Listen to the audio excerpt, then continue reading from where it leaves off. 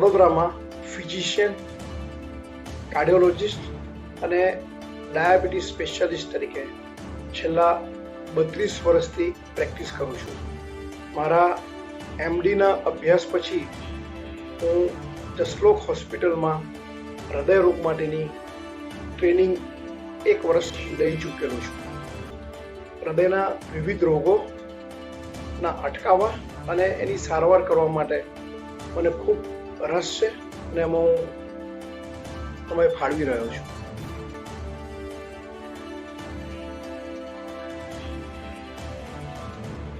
આપણું માનવ હૃદય એક અવિરત કામ કરતું અથાક અંગ છે.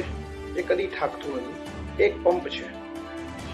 સમગ્ર શરીરને કામ કરવા માટે ઓક્સિજન જોઈએ. એ ઓક્સિજન લોહી વાટે, શુદ્ધ લોહી વાટે હૃદય પંપ કરીને પહોંચાડે છે. આ હૃદયનું પમ્પિંગ જો એફિશિયન્ટ અથવા સંપૂર્ણ હોય તો સારા શરીરમાં, મગજમાં, કિડનીમાં, લીવરમાં શુદ્ધ લોહી સારી રીતે પહોંચે છે. આપણે પરિશ્રમ કરીએ, કસરત કરીએ ત્યારે જે રિક્વાયરમેન્ટ, એની જરૂરિયાત વધતી હોય છે તે પણ આ હૃદયનું સંપૂર્ણ સામાન્ય પમ્પિંગ આપણને સમતલ રાખે છે, સ્વસ્થ રાખે છે. હાર્ટ ફેલિયરમાં હૃદયની પંપની કાર્યક્ષમતા ઓછી થાય છે અને આને લીધે હૃદય જે લોહી પહોંચાડી જવું જોઈએ એ પહોંચાડી શકતું નથી, પંપ કરી શકતું નથી. એટલે એક જાતની એક પંપ ફેલિયર કહેવાય. હૃદયના મસલ્સ, સ્નાયુઓ નબળા પડે છે અને આ નબળા પડેલા સ્નાયુઓ જે જોરથી લોહી પંપ કરી શકવા જોઈએ એ કરતા નથી. ઘણા કારણોસર ખૂબ જ કાર્યક્ષમ હૃદયના સ્નાયુઓ નબળા પડતા હોય છે. લાંબા સમયનું બ્લડ પ્રેશર, હૃદયના વાલ્વના સંકળાશ અથવા તો લીક થવું, હાર્ટમાં, હૃદયમાં લોહી ઓછું ફરવું, હાર્ટ એટેક આવવાથી અને લોહી બંધ થવાથી હૃદયના સ્નાયુઓને નુકસાન થવું, વાયરસનું ઇન્ફેક્શન થવું અને આજકાલ જે ખૂબ વધી રહેલો રોગ છે કેન્સર, એની કિમોથેરાપીની આડઅસર રૂપે હૃદયના પંપ અને હૃદયના સ્નાયુઓ નબળા પડે છે અને આને લીધે હાર્ટ ફેલિયર થાય છે અથવા હૃદયની પમ્પિંગ ઓછું થઈ જાય છે. હૃદયના હાર્ટ ફેલિયરના અનેક કારણો હોય છે, પણ લાંબા સમયનું ડાયાબિટીસ, લાંબા સમયનું બ્લડ પ્રેશર જે સંપૂર્ણ સારી રીતે કંટ્રોલમાં ના રહ્યું હોય, ઓબેસિટી એટલે મેદસ્વીતા, હૃદયના વાલ્વની નબળાઈ અથવા વાલ્વની સંકોચાઈ અથવા તો વાલ્વ લીક થવો, વાયરસ ઇન્ફેક્શન થવું, આ અનેક કારણોસર હૃદયના સ્નાયુઓ નબળા પડે છે. આવા દર્દીને હૃદયના પંપની વીક થવાથી, થોડી શ્રમ કરવાથી શ્વાસ ચડે છે, ખૂબ થાક લાગે છે, સૂવામાં ફ્લેટ, સીધા સૂવામાં તકલીફ પડે છે, પગે સોજા આવે છે, ધબકારા અનિયમિત થાય છે અને ઘણીવાર છાતીમાં દુખાવો પણ થાય છે. આ હૃદયની ફેલિયર અથવા તો પંપના ફેલિયરથી ક્વોલિટી ઓફ લાઈફ એટલે કે જીવનની જે કાર્યક્ષમતા હોવી જોઈએ એ સબઓપ્ટિમલ, જે સંપૂર્ણ સ્વસ્થતા રહેવી જોઈએ એ રહેતી નથી. આ ઉપરાંત હાર્ટ ફેલિયરને લીધે દર્દીએ વારંવાર હોસ્પિટલમાં દાખલ થવું પડે છે અને ડૉક્ટરની અથવા તો ICUની સારવાર લેવી પડતી હોય છે. ક્રિયાઓ, એક્ટિવિટીઝમાં ઘણી રિસ્ટ્રિક્શન આવી જતી હોય છે. આયુષ્ય વધતું ગયું છે. હૃદય રોગની સારવાર ખાસ કરીને એટેકની સુધરતી ગઈ છે. બ્લડ પ્રેશરની સારી દવાઓથી બ્લડ પ્રેશરના રોગીઓ બી લાંબુ જીવતા થયા છે. હૃદયની અનિયમિતતાના કેસીસ વધતા ગયા છે. એટ્રિયલ ફિબ્રિલેશન જે હૃદયમાં ખૂબ અનિયમિતતા લાવે છે, ડાયાબિટીસ વધતો ગયો છે, અને આ બધા કારણોસર હાર્ટ ફેલિયરનું એપિડેમિક એટલે કે એક ખૂબ જોરથી કેસીસ વધી રહ્યા છે. આજની ઘડીએ ભારતના 2% પ્રજામાં હાર્ટ ફેલિયર જોવામાં આવે છે.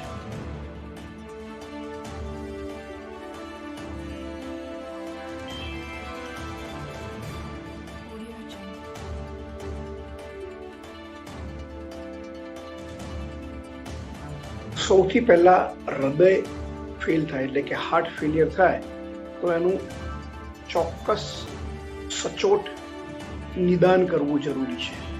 2 નિદાન ખૂબ જરૂરી છે. એક તો કયા કારણસર આ હૃદય વીક થયું, બ્લડ પ્રેશર કંટ્રોલ નથી થયું એટલે વીક થયું, હૃદયમાં લોહી ઓછું નથી ફરતું, ઓછું ફરે છે એટલે વીક થયું, કે પછી વાલ્વમાં પ્રોબ્લેમ છે, કે પછી હૃદયનું અનિયમિત થઈ ગઈ છે. સ્લીપ એપનિયા નામનો રોગ છે, આના લીધે બી હૃદયમાં લાંબા ગાળે વીકનેસ આવી શકે. ટૂંકમાં હૃદય ફેલ કેમ થયું અથવા હાર્ટ ફેલિયર કેમ થયું એ જાણવું અતિ આવશ્યક છે. આટલું જાણ્યા પછી આપણે હૃદયની કાર્યક્ષમતા, પમ્પિંગ કેટલું ઘટી ગયું છે એ જાણવું બી જરૂરી છે. ઇકોકાર્ડિયોગ્રાફી, બ્લડના ટેસ્ટ, એક્સરે અને બીજા ઘણી નવી ટેસ્ટ આવેલા છે, દાખલા તરીકે MRI. એનાથી આપણને હૃદયના પંપની કાર્યક્ષમતા ખબર પડે છે, અને આ રીતે આપણે એક સચોટ નિદાન પર આવી શકે છે કે પેશન્ટને હૃદય રોગ થયો છે, હૃદયની નબળાઈ થઈ છે, અને આ કારણસર હૃદયની નબળાઈ થઈ છે અને હૃદયનું પમ્પિંગ આટલું ઘટી ગયું છે. આટલું જાણ્યા પછી દર્દીનું ખાસ ઇવેલ્યુએશન કરીને, સંપૂર્ણ ઇવેલ્યુએશન કરીને સૌથી પહેલી સલાહ દરેક ડૉક્ટર જે આપતા હોય એ છે નમક એટલે કે સોલ્ટ ઓછું કરવાની. આપણે 15 ગ્રામ નમક ખાતા હોય છે રોજ, અને પાપડ, અથાણું, મસાલા ખાવાથી તે વધારે જતું હોય છે. આ સોલ્ટ રિસ્ટ્રિક્ટ કરવાની જરૂર હોય છે. 4 ગ્રામથી વધારે ના લેવું છે. બીજું, હૃદય રોગના દર્દીએ હૃદયનો પંપ નબળો પડ્યો હોય એ લોકોએ પ્રવાહી બી ઓછું લેવું પડે.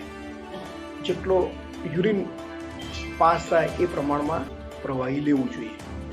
આટલી અને વધારે પડતો શ્રમ ન કરવો જોઈએ. આને અમે ખૂબ જરૂરિયાતની લાઈફસ્ટાઈલ મોડિફિકેશન કહીએ છીએ. દરેક રોગમાં લાઈફસ્ટાઈલ મોડિફિકેશન એટલે કે ખોરાકમાં પરેજ, પરિશ્રમમાં વધઘટ, અને જો બીજી કોઈ ટેવ હોય, માનો કે સ્મોકિંગની ટેવ હોય કે દારૂની ટેવ હોય, તે બિલકુલ ઓછું કરી દેવું જોઈએ. આ લાઈફસ્ટાઈલ મોડિફિકેશન કર્યા પછી, લોહીના વિવિધ ટેસ્ટ કર્યા પછી દર્દીને અમે સારવાર પર મૂકતા હોય છે. અત્યાર સુધી આપણી પાસે હૃદય રોગની સારવારના જે દવાઓ હતી એ સારી હતી પણ અતિ સારી નહોતી, ગુડ હતી પણ ગ્રેટ નહોતી, જેનાથી દર્દીની તકલીફમાં રાહત થતી હતી. શ્વાસ ઓછો થતો પણ વારંવારના ઉઠલા વાગવા, ધીરે ધીરે હૃદયની નબળાઈ વધવી એ ખૂબ કોમન હતું.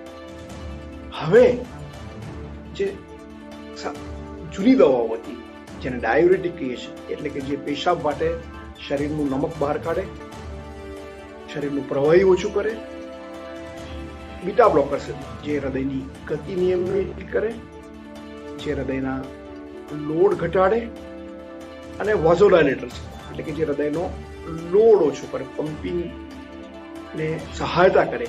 એ ઉપરાંત એક નવી દવા આવી છે જેને હૃદય રોગની નબળાઈની આખી ટ્રીટમેન્ટમાં એક રેવોલ્યુશન, એક ક્રાંતિ લાવી દીધી છે. આને અમે ARNI કહીએ છીએ, એન્જિયોટેન્સિન રિસેપ્ટર બ્લોકર અને નેપ્રિલાઇઝિન ઇન્હિબિટર નામની આ 2 દવાઓ ભેગી થાય છે.